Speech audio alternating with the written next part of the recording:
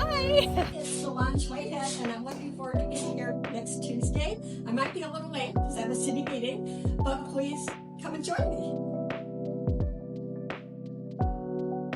I think people step up where they're needed, so there was a need, and here I am. And I gotta tell you, I love my job.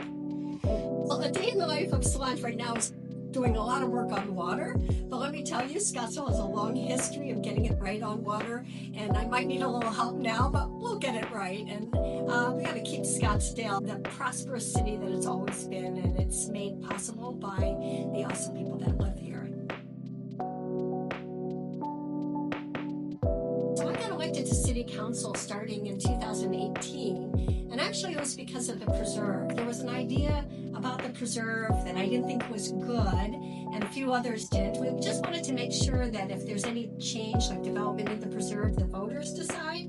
So I was thrown in the ring to run for council and change the city council majority, and I won, and we did, and we changed it so that any changes to the preserve, let's go to the voters.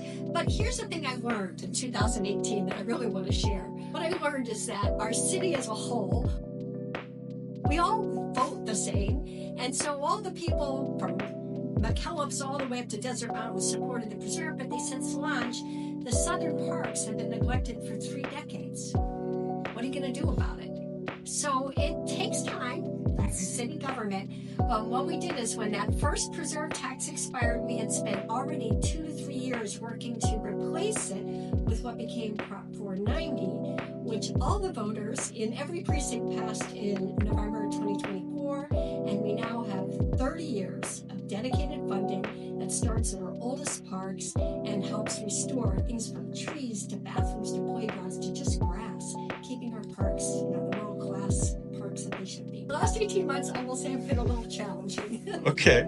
I mean, what have been the biggest challenges this time around? Well, I think, the city, there's nothing partisan, for one thing, about the city, and there's nothing south, north, old, young. Our city has a long history of just wanting to be the world-class community that, the remarkable people that came before me built with the residents. And so this idea of having to be against somebody on the city council or politicizing something like water, that's just not political. We all want it. I'm looking forward to being here next week, Tuesday. So thanks for inviting me, and bring all your questions, suggestions, and everything else.